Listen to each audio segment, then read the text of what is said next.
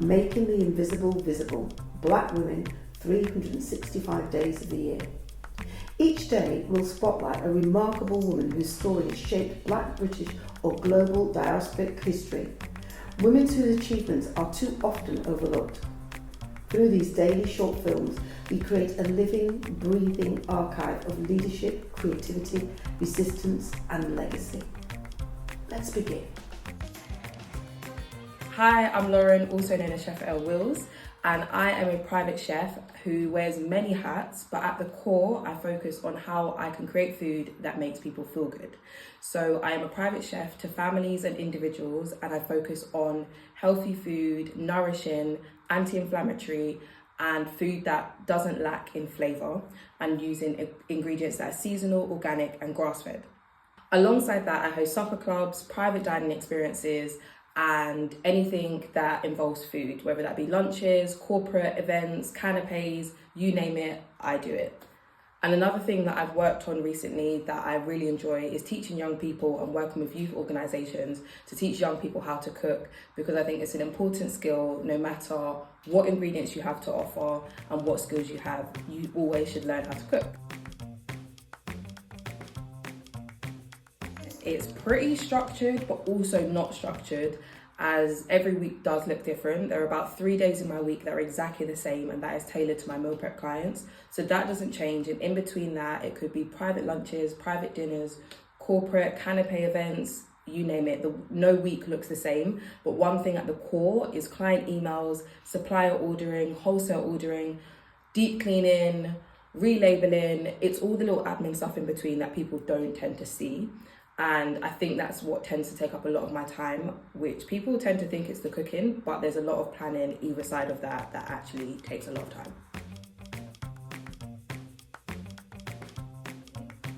Ironically, it's the start of my career. I think if my sixth form teacher to be specific, if she hadn't seen something in me and pushed me to look at a career in food, and it's something that when I look back, I'm so grateful that for the past 14 years, I've been able to move around in the industry and do something that I really enjoy from the beginning.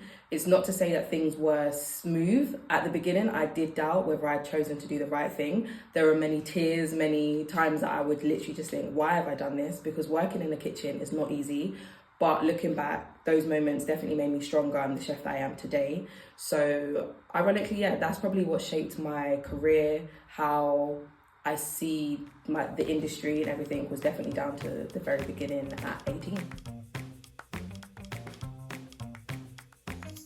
Something I think people don't realise, and especially clients, and it's not necessarily a bad thing because I completely understand why they think this way, is that 30% of what I do is the actual food that you see on the plate or their fridges being filled. The other 70% of my job is predominantly the planning, whether that's menus, costings, staff, filling up my pantry, supplier orders, spices, blends, everything in between before you actually get a finished plate. And that even comes down to drawing a dish on the plate to visualize what it's going to look like.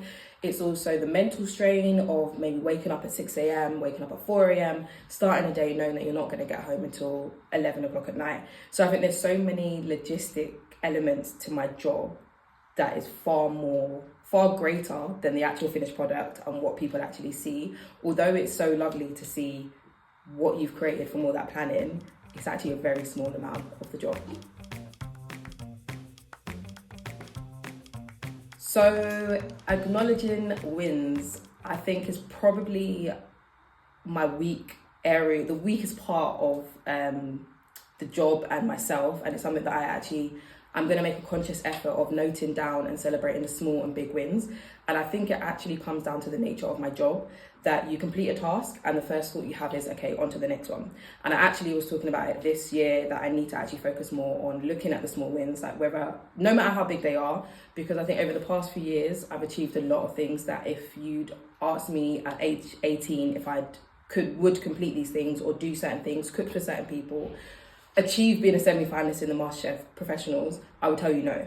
But I've achieved a lot of things that I actually don't even acknowledge or recognize I've done them and what it's taken to do those things. So I think many chefs probably would say the same, that because you're so used to literally going through checklists and ticking off jobs and once it's done, not even thinking about it again. I think that's also the way that I see my career. Once I've done something, okay, next, on to the next one. Okay, I need to do better than that. Okay, I need to do better than I did before, or I need to do better than this. And you're just constantly in a cycle of doing better and doing more, rather than actually looking at, oh wow, I actually did that. Oh, I actually achieved that. Oh, I actually cooked for this person. And I think it's definitely to do with the job, but also within myself, that I do need to look at the wins no matter the size of them. Thank you for joining us for today's story. Making the Invisible Visible is our commitment to ensuring that Black women's histories and contributions are recognised, valued and kept in daily circulation. Across 2026, we will continue to share these powerful narratives, 365 days of impact, brilliance and inspiration. Stay connected, join the conversation and help us champion the women whose journeys continue to shape our world. I'm Paulette Brooks, and I'm looking forward to seeing you tomorrow for the next story.